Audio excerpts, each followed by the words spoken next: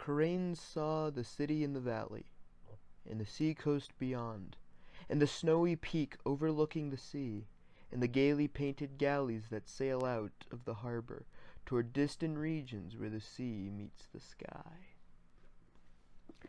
Hello, ladies and gentlemen, and welcome to the next episode of the Carr-Quest of H.P. Lovecraft. Before we begin, I'd like to apologize for sort of the weird release of the last two episodes. Again, it was, if you didn't see the last two episodes, which we'll still, just in case you haven't, I had been in Ohio and Michigan for a family wedding, and I originally had a plan to, I had a certain plan of, releasing the episodes, but it didn't kind of pan out that way, and just kind of for transparency it's not really that big a deal, but just for transparency, I'm sorry that it didn't kind of turn out that way. But today, other than that, we're going to be talking about Celephaïs. Now, the reason I just said that super duper fast, impressively fast, I might mention, we need to talk about this story. We need to talk about this story because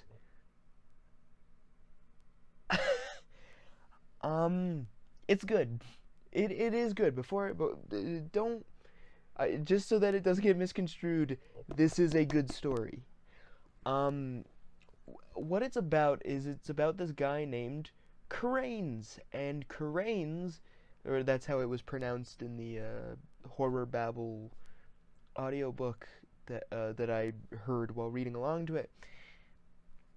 And he, much like our old friend Randolph Carter, is a dreamer, and he dreams of this place called Celephaïs. And Celephaïs is this gorgeous, beautiful city, but then he's ripped away from it, and then he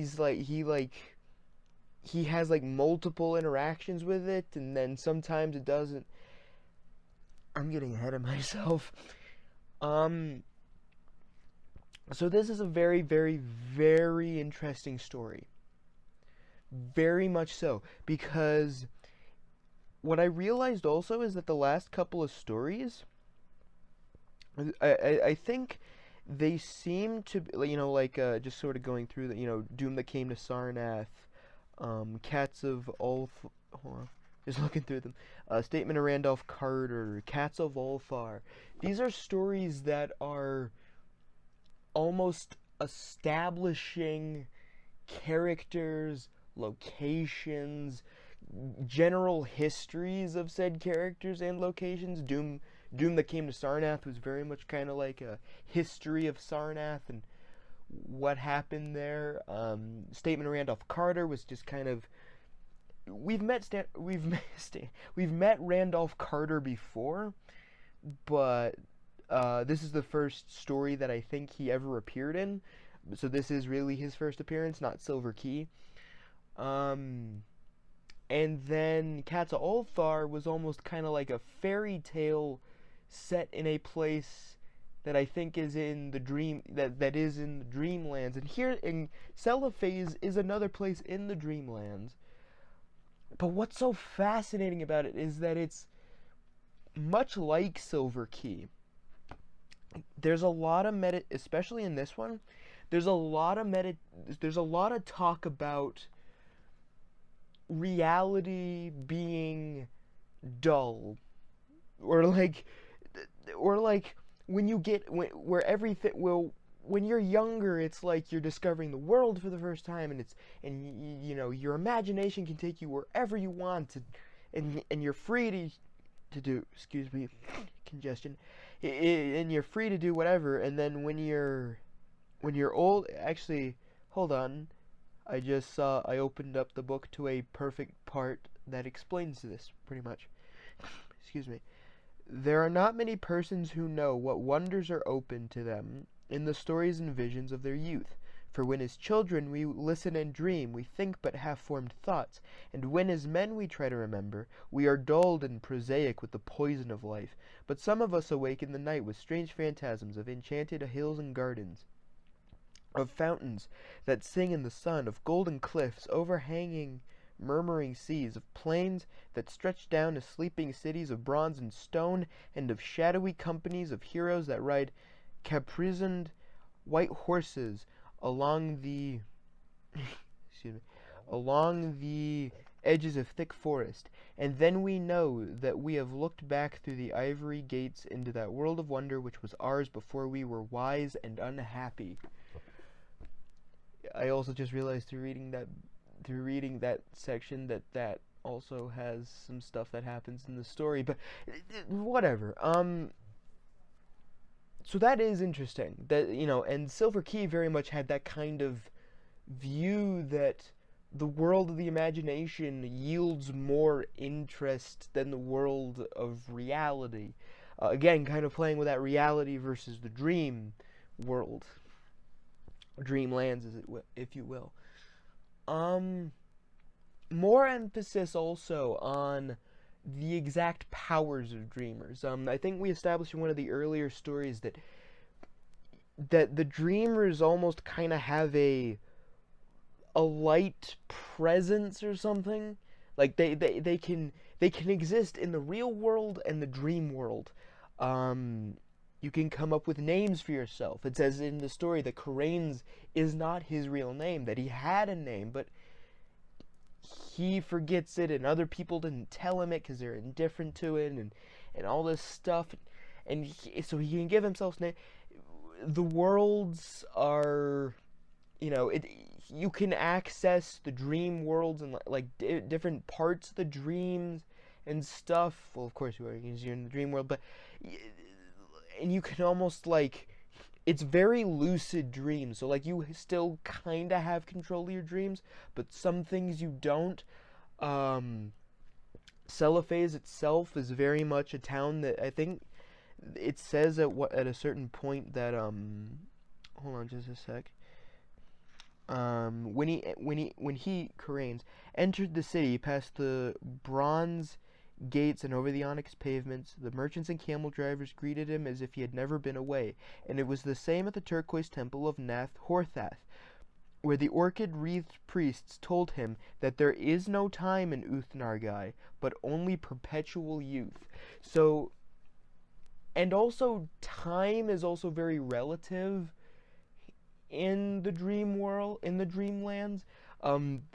Time is kind of fluid, I guess. It's not straightforward. Excuse me. It's like, oh, it's so strange, and it's sorry. It's just this story gave me a lot to think about. Which is really cool for H.P. Lovecraft, because a lot of the stories have, they've been good, but they're and they have that sort of Lovecraftian sort of edge to them. But this one is just, it's almost like written as if it's a dream in and of itself. It's written very dreamlike, kind of like The Outsider. It's written in a fashion where it's like, you can't, like when it started, like when when Karains first tries to reach Celephaïs, it's written like a dream, and it's like hard to tell. And again, it kind of plays around again with reality and dreams. Like the house he was raised in was like in the dream world, but it's also kind of in reality, and it just throws it around, and it's so interesting. It's so interesting, and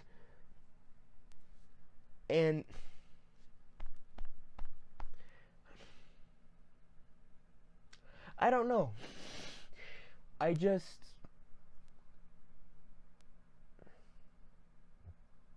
The story made me think a lot. You can clearly tell. There's also a level of, can the dream... There's also... Oh yeah, another thing too. In the Dreamlands, and I think we've also established this in other stories, like with the Cats of Ulthar, and like the Village of Ulthar, and everything else, the dreamlands have like their own inhabitants. So like, you know, it's us in the real world, but like if you're a dreamer, you can also go into the dreamlands, and there are like people and creatures and monsters and all this stuff that's like specifically found in the dream worlds. And I feel like that part is really interesting, because it is just kind of like because like they almost like live their own life ahead of, like, without our, without us, when we're not dreaming. But also time doesn't move at all in the dreamlands. It's all very just kind of, to quote Doctor Who, wibbly wobbly, timey wimey. So it's just,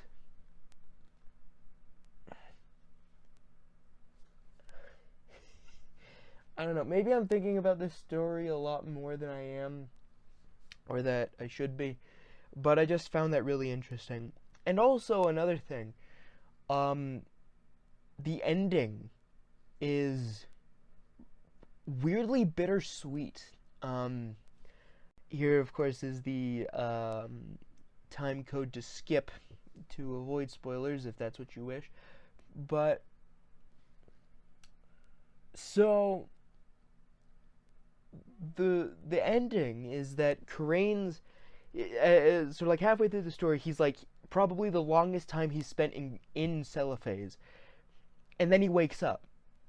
And they said earlier that like before he woke up, like the first time, like he saw like a long, long time ago, the first time he went to Celephaïs, he was woken up just as he was about to get onto like a galley, like a boat. And then as he in the but he was awakened, and he was like, ah, no, no. And then now this time he gets on the boat and he sails for a bit, but then he wakes up, and then every dream after that he's like trying to find Celephaïs in the dreamlands. And then he find like he find then like knights show up, and he's like asking people around and stuff, and then eventually knights show up, and he's like, you created Celephaïs, you created the valley that it exists in, that you kind of go on like top of a cliff, and then you slowly float down, and you're in Celephaïs. And also during he's riding through. Also to mention, that contributes to the ending. The story also sometimes cuts back to Karane's life in the real world. During his search for the Dreamlands, Lovecraft mentions that he does drugs. That Karane's like he does drugs. There's a certain thing where he's like talking to gases and stuff. It's weird.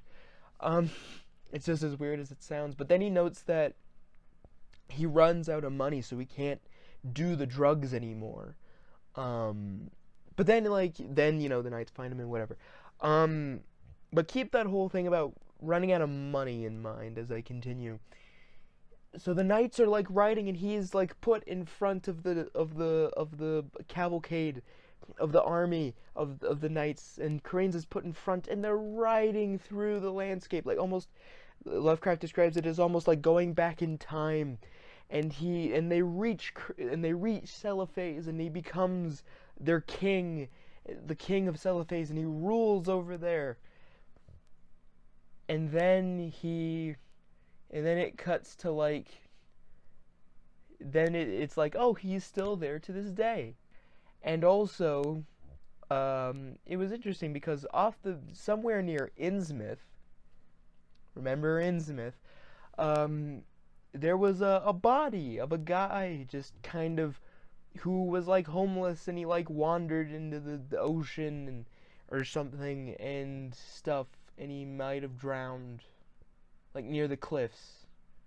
And it didn't click because of how Lovecraft writes, and I've mentioned this time and time again. Sometimes I don't really like when I first read it. I mean, I've read Celephaïs a long time ago, but I couldn't really remember it.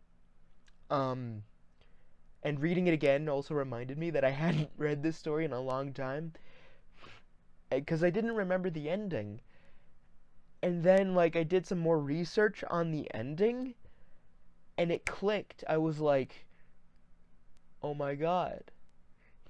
Cranes, because he did all the drugs, he spent all the money on the drugs, he lost the money, he became homeless, and he died. In the real world, he died. But in the land of dreams, it's all great, and he can live and he lives in Celephaïs for all of time. And it's just, and when that clicked, I was just like, oh my god. Oh my god. And it clicked. It all clicked. I feel like the more I think about Celephaïs, the more I think I might like it. Like, I'll think about it. This is definitely a story that got me thinking. And I really give this story credit for that. And there was also another mention that I want to read real quick. It says here, this is during his search for Celephaïs, Caranes. So Caranes sought fruitlessly for the marvelous city of Celephaïs and its galleys that sailed to Serenian in the sky. Meanwhile, seeing many wonders, and once barely escaping from the high priest not to be described, which wears a yellow silken mask over its face and dwells all alone in a prehistoric stone monastery in the cold desert plateau of Lang. And the reason I bring that up is because I think that might play into one of the later stories.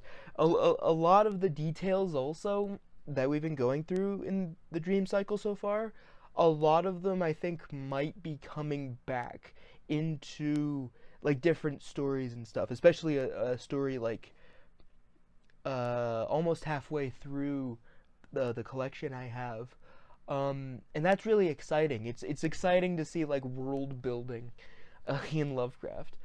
But anyway,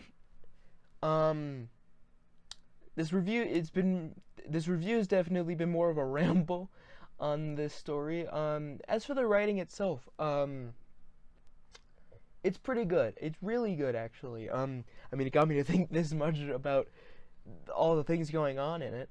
But I actually do really like the dream-like atmosphere of this story, because it really does, like a lot of the dream cycle stories, it plays around with the idea of reality versus imagination and dreams, and you know, kind of influences from both. So like dreamers almost like seek out the imagination in the dreamland that they can't get in reality. So, and Caranes and to an extent Randolph Carter are examples of characters like that. So I think that's also really cool. It's interesting. It really is interesting because overall this is an interesting story. I think I'll just sort of put it at that. This is an interesting story. I think just by sheer principle, I'm giving the story an A, because actually, what I put Celephaïs in S. Would I put Celephaïs among Color Out of Space, Music of Eric Zong, Call of Cthulhu, Statement of Randolph Carter? I think I might, actually. High A or even S, because this is a fascinating story, and if you've never read it, I encourage you to, because it also includes, much like a lot of the stories we've read so far, it includes major details that I think will play into later tales within the dream cycle. So this is a very important entry in the dream cycle as a whole. So yeah, Celephaïs gets a S or high A. When we get to the Lovecraft Roundup, I'm sure we'll sort of get a more definitive answer on that. As for our next story is From Beyond, which actually, just a minute, you're seeing more of the bedroom where I'm recording. Oh, whoop. Hold on just a sec. I need to take this mic off. Hold on.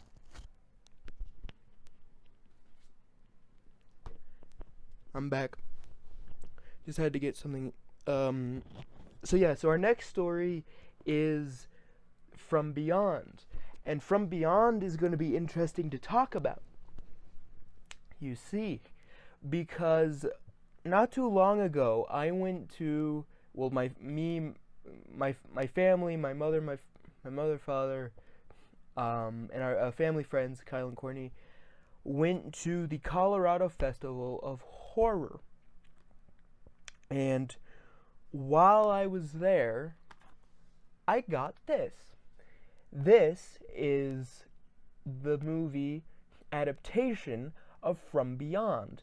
It says right there, H.P. Lovecraft's From Beyond. Now, eagle-eyed horror fans will also recognize this movie and maybe even this cover, because this film is from the director of Reanimator, which is Stuart Gordon. So what I think would be fun, which I kind of did it in the Color Out of Space review too, when I talked about that story in the movie with Nicolas Cage. What might be fun is talking about From Beyond the story and From Beyond the movie. So I think that's going to be I think that might be a fun idea. Put in the comments if that would be if that would be something that you would that would be cool to see, because I've actually never watched this movie. I haven't seen Reanimator either. So anyway, this has been a particularly rambly episode of the Carr-Quest of H.P. Lovecraft, but this is just such a fascinating story. I kind of had to break sort of the protocol of the sort of loose-ish structure and sort of make it more loose than usual. But anyway, this has been, ladies, gentlemen, and gender non-conforming people. My name is Andrew Carr. This has been the Carr-Quest of H.P. Lovecraft. Remember, folks, next time, From Beyond. And until next time, see you later.